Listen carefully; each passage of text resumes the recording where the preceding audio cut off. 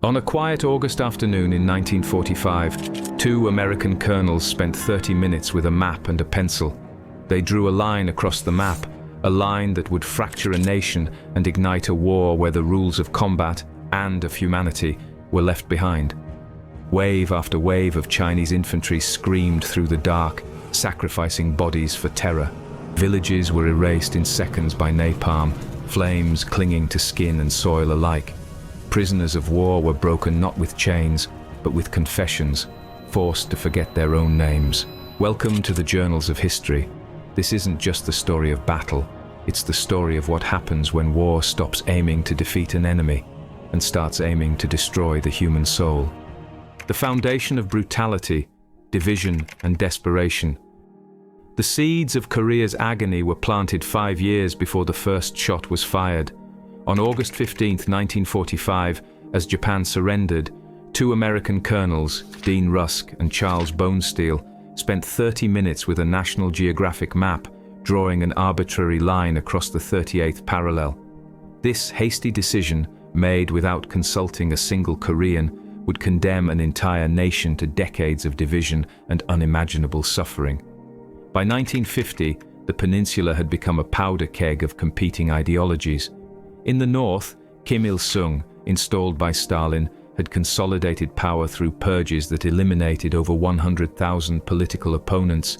His Korean People's Army was equipped with Soviet weaponry and trained in guerrilla warfare that emphasized deception and psychological terror. In the south, Syngman Rhee's regime, propped up by American support, had its own brutal record, massacring an estimated 30,000 suspected leftists on Jeju Island alone between 1948 and 1949. When North Korean forces crossed the parallel, they brought with them not just weapons, but a revolutionary approach to warfare that would exploit every human weakness, every moral scruple, every civilized instinct. Their opponents would be forced to respond in kind, creating a downward spiral of brutality that would leave the Korean peninsula scarred for generations. The poison of false surrender. The first diabolical tactic emerged within days of the invasion, when North Korean forces began systematically exploiting one of warfare's most sacred protocols, surrender. On June 28, 1950, near the Han River, American forces watched in horror as what appeared to be wounded North Korean soldiers, waving white flags and crying for help, suddenly produced concealed grenades and detonated them among approaching American medics. William Dean would later write, "They turned mercy into a weapon. Every white flag became suspect, every cry for help a potential death trap. Within a week, we stopped taking prisoners who looked too eager to surrender." The tactic was methodical in its psychological cruelty. North Korean infiltrators would dress in captured American uniforms, complete with dog tags stripped from corpses, and approach UN positions speaking broken English. They memorized basic phrases, "Don't shoot, American," and carried forged documents. Once inside defensive perimeters, they would signal enemy positions, sabotage equipment, or simply open fire at point-blank range. David Halberstam, in the book The Coldest Winter, would explore the horror. Once fear took hold, men wouldn't wait. They'd fire preemptively, then check whether it was friend or foe. The psychological damage was catastrophic. By August 1950, UN forces had developed such mistrust that they began firing on legitimate prisoners attempting to surrender. The 27th Regiment alone documented 17 incidents where genuine surrendering troops were killed due to tactical uncertainty. The North Koreans had weaponized humanity itself, turning compassion into a liability and mercy into a death sentence. The human wave, terror through numbers. As autumn descended on Korea in 1950, Chinese volunteers under General Peng Dehuai introduced a tactic so primitive yet so psychologically devastating that it would haunt veterans for decades. On November 1, 1950, at Unsan, UN forces encountered their first taste of this horror when 20,000 Chinese soldiers attacked in waves throughout the night, accepting catastrophic casualties to overwhelm defensive positions. The tactic was brutally simple. Waves of lightly armed infantry, often equipped with nothing more than rifles, grenades, and bayonets, would charge enemy positions in screaming masses. The first wave would absorb the initial defensive fire, the second would advance over their corpses, and successive waves would continue until defenders either ran out of ammunition or broke under the psychological pressure. During the siege of Chipyong-ni, Captain Ansel Walker, who commanded a US infantry company, described the surreal intensity of the enemy's nocturnal assault. Whistles, horns, sirens, and bugles sounded all around the perimeter. Chinese infantry began to close in, probing for weak spots.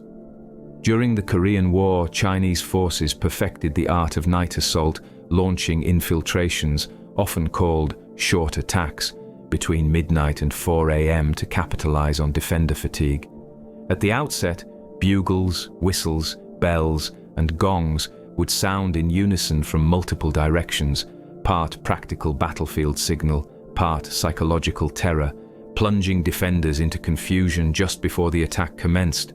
Veterans recalled the crescendo of noise, grenades striking rocky terrain, the charge of rifle fire, and the howl of soldiers, a cacophony many described as the sound of hell. After one such attack, a US Marine remembered, "I saw dead Chinese bodies for miles in the aftermath of the battle, capturing the brutal yield of these tactics." The tactic's effectiveness lay not in its military efficiency. Chinese casualties often exceeded UN losses by 10 to 1, but in its psychological impact. Defenders reported nightmares, hallucinations, and complete mental breakdowns. The 23rd Regiment's medical officer noted a 400% increase in combat stress casualties following human wave attacks, with many soldiers becoming catatonic after being forced to kill hundreds of enemy troops in single engagements. Death in disguise, the Booby trap campaign. By winter 1950, North Korean and Chinese forces had transformed the Korean battlefield into a landscape of lethal deception. Every object, every shelter, every seemingly harmless item became a potential instrument of death. The tactic was psychological warfare at its most insidious, turning the environment itself into an enemy. The terror began with the ground itself. Troops reported finding entire hillsides wired with pressure-sensitive mines and paths laced with tripwires so fine they vanished in the snow. Bunkers abandoned by the enemy often held deadly surprises, grenades tied to taut strings, triggered by the weight of a boot or the touch of a curious hand. What looked like discarded equipment could detonate with the flick of a latch. Some soldiers whispered about corpse bombs. Allegedly, enemy sappers had begun hollowing out bodies and packing them with explosives, positioning them where recovery was likely. These stories, difficult to confirm and often passed in hushed tones between patrols, added to the thick fog of paranoia that hung over the front lines. The mere possibility changed behavior, forcing men to second-guess even the fallen. The deception extended to every aspect of military life. Supply crates were rigged with explosives that detonated when opened. Abandoned equipment was booby-trapped with grenades that exploded when moved. Even personal items, letters, photographs, cigarettes, were weaponized. Infantry soldier Robert Henderson recorded in his diary, "Found a pack of Lucky Strikes in a destroyed bunker. Johnson went to grab them and lost his hand to a hidden grenade. They're turning our own desires against us. Water when we're thirsty, warmth when we're cold, tobacco when we're desperate for comfort." The most effective traps were the ones that struck at instinct, objects left where someone would naturally reach, shelters rigged just when soldiers needed rest. Entire units learned to approach even a canteen with caution, to eye every footprint with suspicion. The cumulative effect was a battlefield soaked in paranoia. Soldiers developed obsessive checking routines, examining every surface multiple times before touching anything. The 8th Army's psychiatric reports from early 1951 documented a new category of combat stress, environmental paranoia, where soldiers became incapable of trusting their surroundings. The fire that burns everything, napalm and strategic incineration. As the Korean War escalated through 1951, the United States unleashed a weapon so indiscriminate so utterly devastating in its effects that it would forever change the nature of modern warfare: napalm. What began as a tool for destroying enemy positions evolved into systematic incineration campaigns that obliterated entire regions of Korea, turning the peninsula into a charred wasteland where civilians burned alongside combatants. Napalm, a jellied gasoline mixture that adhered to everything it touched while burning at temperatures exceeding 1,000 degrees Celsius, was deployed with mechanical precision and devastating effect. Between 1951 and 1953, American forces dropped 32,557 tons of napalm on North Korea, an amount that exceeded the total used in the Pacific theater of World War II. The substance clung to human skin like flaming adhesive, burning through to the bone while producing clouds of toxic smoke that suffocated those who avoided the initial flames. One US pilot, Frederick Champlin, later recalled, "The first couple of times I went in on a napalm strike, I thought afterward, well, maybe I shouldn't have done it. Maybe those people I set afire were innocent civilians. But you get conditioned. A frame on his back lights up like a Roman candle, a sure enough sign that he's been carrying ammunition." The weapon blurred the line between combatant and civilian, lighting up fields, villages, and bodies with equal indifference. Targets were often little more than grid coordinates with vague reports of enemy movement. What followed was total incineration. The strategy was deliberate depopulation through terror. General Curtis LeMay, architect of the campaign, openly stated, "We burned down every town in North and South Korea both." Towns suspected of harboring enemy troops were incinerated without warning or evacuation orders. Rural areas were systematically burned to deny cover and supplies to Chinese and North Korean forces. The horror was meticulously documented by survivors. Kim Sung-soo, a farmer from Pyeongdong, described napalm's effect on his village. "The planes came at dawn. The fire fell like rain, but it didn't go out when it hit the ground. It stuck to everything. My neighbor ran from his burning house, but the fire was stuck to his clothes, his skin. He jumped in the river, but the flames floated on top of the water. He burned for 20 minutes before he died." Medical personnel recorded napalm's unique brutalities. Dr. Howard Rusk, who treated napalm victims, wrote, "The burns are unlike anything in medical literature. The jellied gasoline melts the skin, then continues burning the fat beneath. Victims often survive the initial burn only to die days later from infection, dehydration, or shock." The psychological impact on both sides was profound. American air crews reported severe psychological distress from witnessing napalm's effects. In the book Napalm, an American biography, historian Robert Neer discusses the use of napalm bombs. He notes that after a napalm run, pilots were often given a cold beer while their armaments were replenished, and the plane was back in the air within 20 minutes. This routine highlights the normalization of such missions among pilots. The tactic's effectiveness was undeniable, but morally catastrophic. Entire regions of North Korea were depopulated through systematic burning. The city of Pyongyang was 75% destroyed, Hungnam was completely obliterated, and rural areas were so thoroughly incinerated that refugee columns had no villages to flee to. American intelligence reports estimated that napalm campaigns created over 2 million internal refugees and killed approximately 635,000 civilians. Korean civilians developed their own terminology for the weapon, the fire that burns souls. Survivor accounts describe adults who became catatonic after losing their families to the flames, and entire communities that ceased to function after experiencing the horror of systematic incineration. Frozen Hell, the Chosin Reservoir death trap. November 1950 brought temperatures that plunged to -40 degrees Fahrenheit, transforming the Korean peninsula into a frozen hellscape where Chinese forces would orchestrate one of military history's most diabolical environmental ambushes. At the Chosin Reservoir, 120,000 Chinese troops under General Song Shilun turned winter itself into a weapon, creating conditions so brutal that frostbite became as deadly as enemy bullets. Chinese forces allowed 15,000 UN troops, primarily the 1st Marine Division, to advance deep into North Korea's mountainous interior, then encircled them during a blizzard that dropped visibility to mere feet. The Chinese had spent weeks acclimating to the conditions, building positions in the frozen ground, and stockpiling supplies. Their opponents, equipped for temperate warfare, found themselves trapped in an Arctic nightmare. Robert Leckie, a military author, described the horror. The Chinese attacked at night when the temperature hit -35. The rifles froze solid. You couldn't work the bolt. The batteries in radios died within minutes.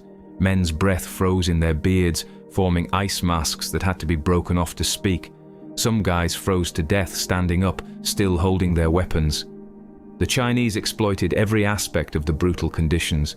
They timed attacks to coincide with the coldest periods, knowing UN equipment would malfunction while their own troops, dressed in quilted uniforms and felt boots, remained mobile. Chinese soldiers would crawl through snow drifts to within grenade range, then emerge suddenly to attack frozen defenders who could barely move their fingers. Commander Eugene Franklin Clark documented the physiological horror. "We had Marines with 3rd-degree frostbite who didn't realize they were injured because the cold had killed all sensation. Men would try to fire their weapons and discover their trigger fingers had frozen off. Others had feet that shattered like glass when they tried to walk. The Chinese knew exactly what they were doing. They were using the weather to disable us before they attacked." The retreat from Chosin became a 78-mile nightmare march through enemy territory in sub-zero conditions.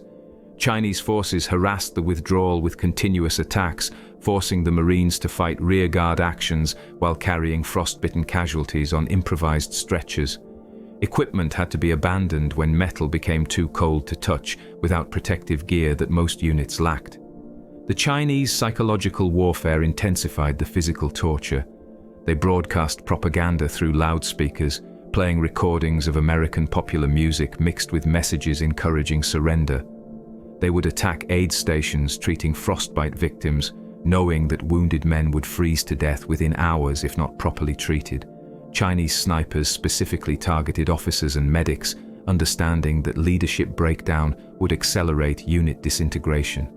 Lieutenant Colonel Charles Harrison, a Marine who was captured as a prisoner of war, wrote in his journal, "They're not just trying to kill us, they're trying to break us down piece by piece. Every time we get warm, they attack. Every time we try to help the wounded, they shoot our medics. They want us to watch each other freeze to death. They want us to give up being human." The statistical horror was staggering.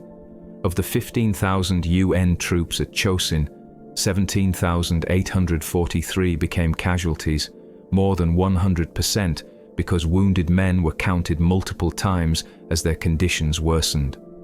Frostbite casualties exceeded battle wounds by 3 to 1. The 7th Marines alone had 2,800 frostbite cases, with 800 men requiring amputations. Chinese forces suffered an estimated 40,000 casualties, but they had accomplished their objective, demonstrating that environment could be weaponized as effectively as any conventional arms.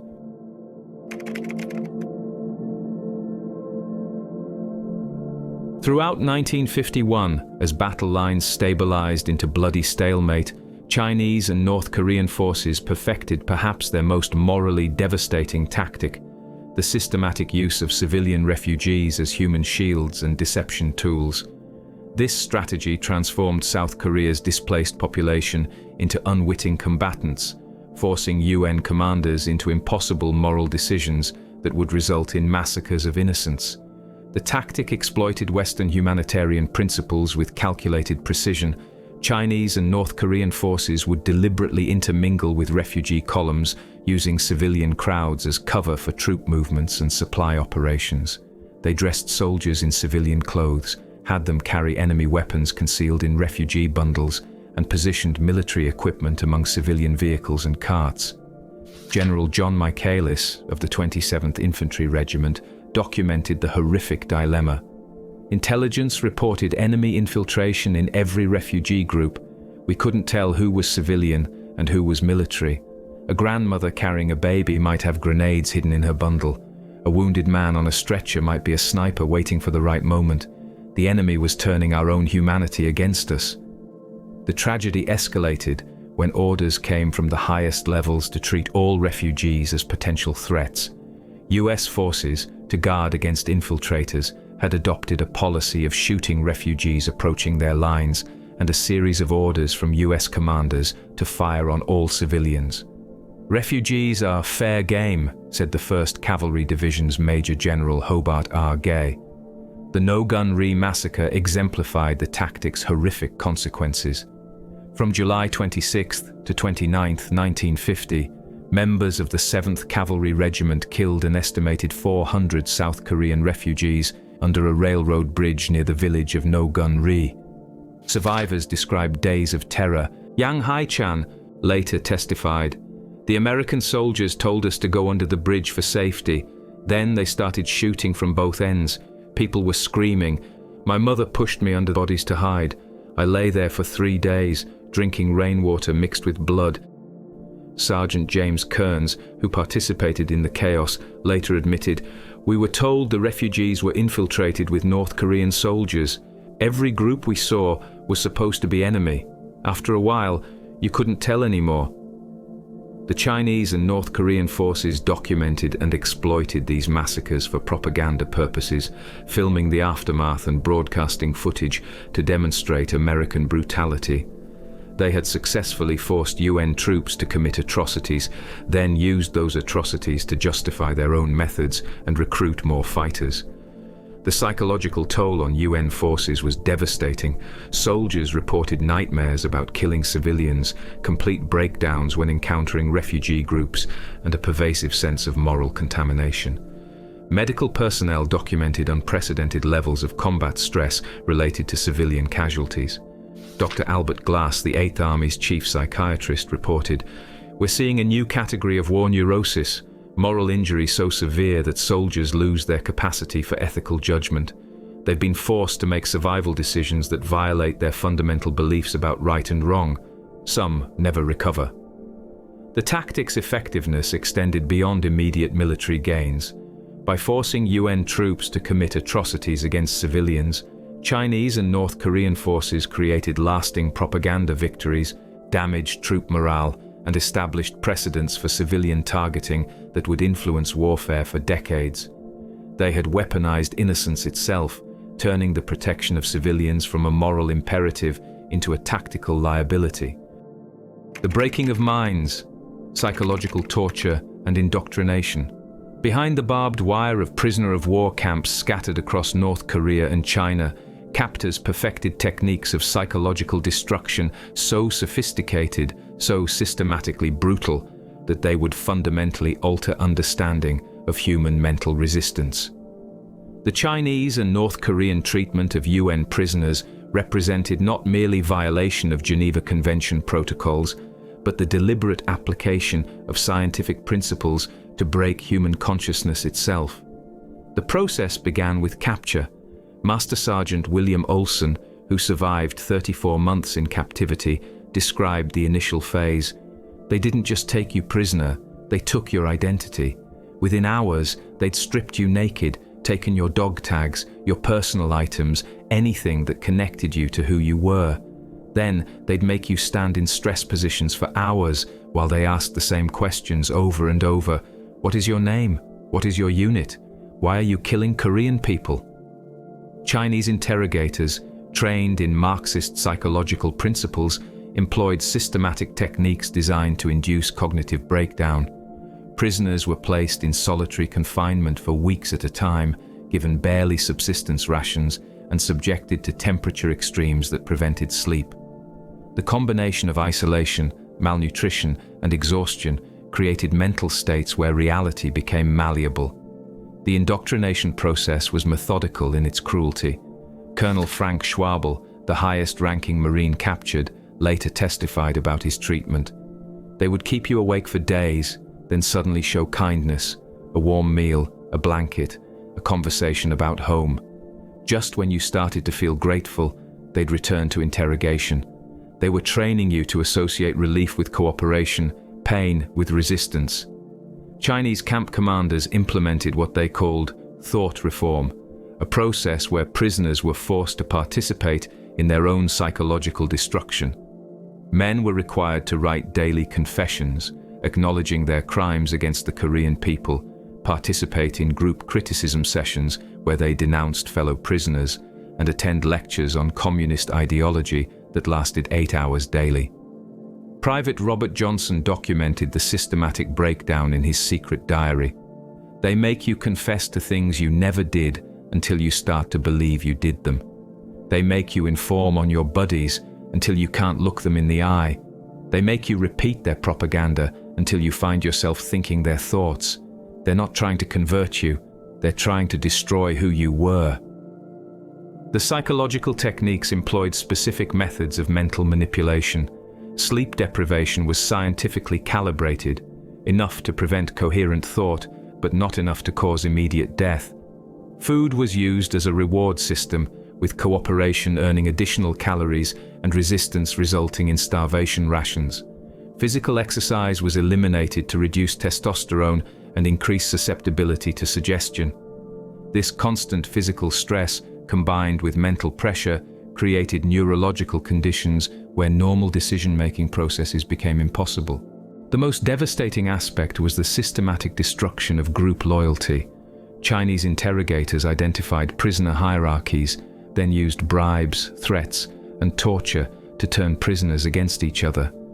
Senior officers were forced to give orders that benefited their captors, chaplains were made to denounce religion, and medical personnel were required to participate in interrogation sessions.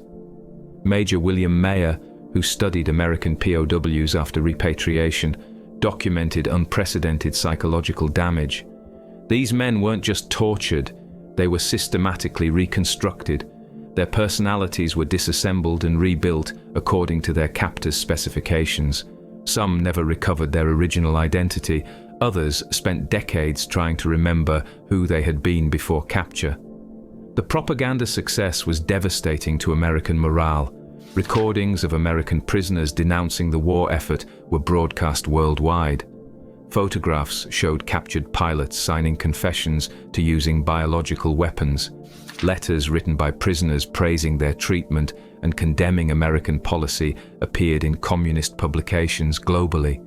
21 American prisoners refused repatriation after the Armistice, choosing to remain with their captors rather than return home. These men, dubbed turncoats by American media, represented the ultimate success of Chinese psychological warfare, the complete conversion of enemy soldiers into willing collaborators. Captain Theodore Harris, who eventually returned to America, described the lasting psychological damage. They didn't just break you in captivity, they broke you forever. Years later, I'd find myself thinking their thoughts, doubting my own memories, wondering if maybe they were right about America, about the war, about everything. They planted seeds of doubt that grew for decades. The techniques developed in Korean War POW camps would later influence interrogation methods used by intelligence agencies worldwide. The systematic breakdown of human resistance, the use of psychological pressure rather than physical torture, and the manipulation of basic human needs became templates for future psychological warfare operations. The Stalemate of Attrition, when brutality became routine.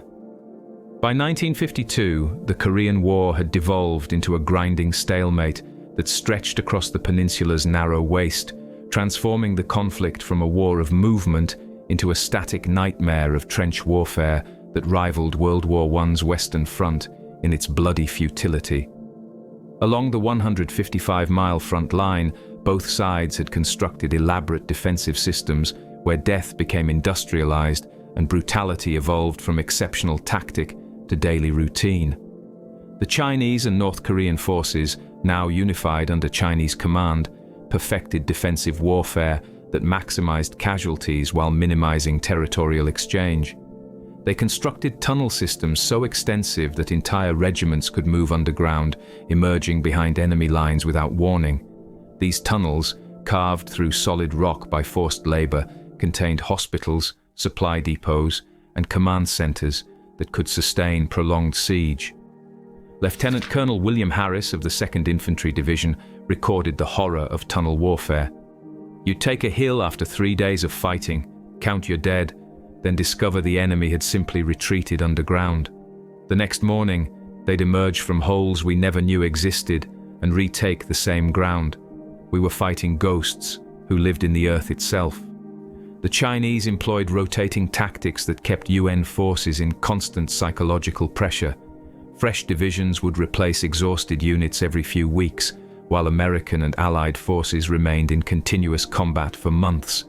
This created severe morale disparities where rested Chinese soldiers faced increasingly desperate and psychologically damaged opponents. Artillery became the war's primary killer, with both sides developing tactics specifically designed to maximize psychological trauma rather than tactical advantage. Chinese forces employed systematic harassment campaigns where small artillery strikes would occur every few minutes around the clock, preventing sleep and creating constant stress. UN forces responded with massive bombardments that obliterated entire ridge lines, only to discover Chinese forces had simply moved deeper underground. Master Sergeant Robert Thompson described the psychological breakdown. They'd drop a single mortar round every 10 minutes all night long. Not enough to cause major casualties, but enough to keep everyone awake, on edge, waiting for the next one.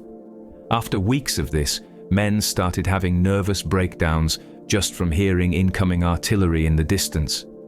The winter of 1952-53 brought new levels of systematic cruelty. Both sides deliberately targeted medical facilities, understanding that wounded men who couldn't be treated would demoralize entire units. Chinese snipers specialized in wounding rather than killing, knowing that wounded soldiers required multiple men to evacuate and created additional psychological pressure on their comrades. Supply warfare became another avenue for psychological torture. Chinese forces would allow UN supply convoys to reach forward positions, then attack during the return journey when vehicles were empty and guards were relaxed. This created constant anxiety around logistical operations and forced commanders to choose between adequately supplying forward positions and protecting supply personnel. The brutalization extended to prisoner exchanges and casualty recovery. Both sides began booby-trapping bodies left in no man's land, turning the basic human decency of recovering fallen comrades into potentially lethal operations. Wounded soldiers were sometimes left deliberately exposed to draw rescue attempts that became opportunities for sniper attacks. The stalemate's psychological toll created new categories of mental breakdown. Military psychiatrists documented positional neurosis, a condition where soldiers became incapable of leaving their bunkers even when ordered. Artillery psychosis affected men who became catatonic at the sound of incoming shells. Tunnel paranoia caused soldiers to obsessively dig deeper positions, convinced that surface warfare had become impossible. Combat effectiveness declined dramatically as both sides adapted to industrialized brutality. Units that had fought effectively during the war's mobile phase became progressively less capable as the stalemate wore on. American casualty reports from late 1952 showed that psychiatric casualties exceeded battle wounds for the first time in military history. The war's final phase saw both sides employing tactics purely for psychological rather than tactical effect. Chinese forces would launch massive attacks they knew would fail, simply to demonstrate their willingness to accept casualties. UN forces responded with bombardments designed more to demoralize than destroy, creating a cycle of violence that served no strategic purpose beyond inflicting maximum psychological damage on enemy forces. The Armistice, ending hell without peace. On July 27, 1953, at 10 a.m., the guns finally fell silent across Korea as representatives signed an armistice agreement at Panmunjom that would officially suspend, but not end, 3 years of unprecedented brutality. The document, signed in a hastily constructed wooden building in the demilitarized zone, represented not victory for either side, but mutual exhaustion from a conflict that had consumed over 3 million lives and transformed warfare itself. The negotiations leading to this moment had been as brutal as the war itself. For 2 years, while fighting continued along the front lines, diplomats haggled over prisoner repatriation, territorial boundaries, and war crimes accountability.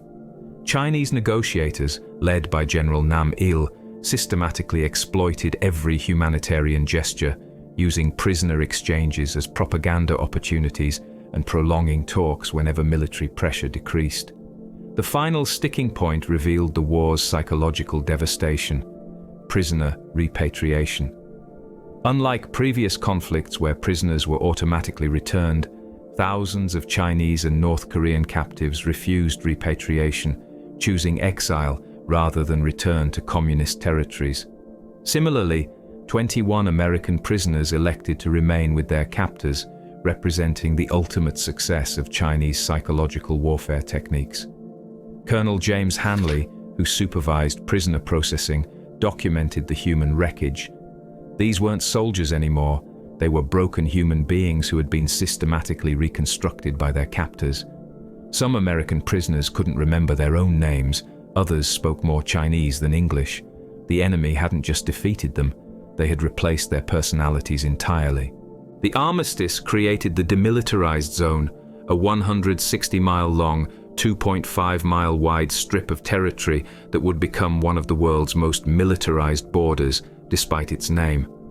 Within this zone, both sides constructed massive fortification systems, deployed hundreds of thousands of mines, and established observation posts for continuous surveillance. The DMZ became a permanent scar across Korea, a physical manifestation of the war's failure to resolve the issues that had caused it. The human cost was staggering and deliberately obscured by both sides. American military records documented 36,574 combat deaths, but excluded the thousands who died from exposure, disease, and psychiatric breakdown. Chinese casualties were estimated at 400,000 dead, though accurate records were never released. North Korean military deaths approached 200,000, while South Korean forces lost approximately 58,000 men. Civilian casualties dwarfed military losses. An estimated 2.5 million Korean civilians died during the conflict, approximately 10% of the peninsula's entire population. The systematic use of napalm, artillery bombardment of civilian areas, and deliberate targeting of refugee columns had created a humanitarian catastrophe that exceeded anything seen in modern warfare. The physical destruction was equally comprehensive. UN bombing campaigns had destroyed 85% of North Korea's buildings, eliminated most major infrastructure, and rendered vast agricultural areas uninhabitable. South Korea fared little better, with major cities like Seoul changing hands 4 times and suffering near total destruction.